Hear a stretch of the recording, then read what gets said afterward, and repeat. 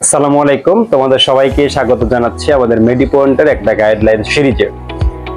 এখন যাদের মেডিকেল ভর্তি পরীক্ষার প্রিপারেশন নেওয়ার ইচ্ছে এবং যাদের টার্গেট হচ্ছে মেডিকেলে ভালো করার, তোমরা এখন থেকে কিভাবে পড়াশোনা শুরু করতে পারো সেটা নিয়ে একটা কথা বলবো।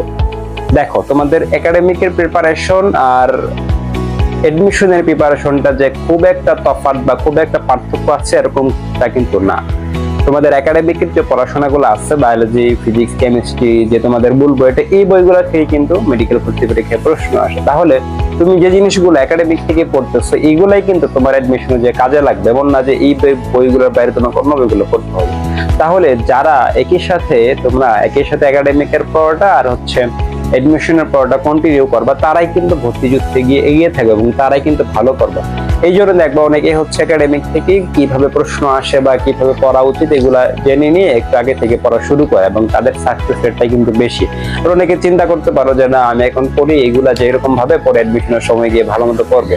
এখন কথা হচ্ছে, তোমার যে বন্ধুটা আগে থেকে পড়তেছে এবং তুমি যদি পড়ে গিয়ে পড়ো, তাহলে তার সাথে তুমি তো স্বভাবতই কম্পিটিশনে গিয়ে পারবা না। একটা নর্মাল জিনিস এটা, তাই না?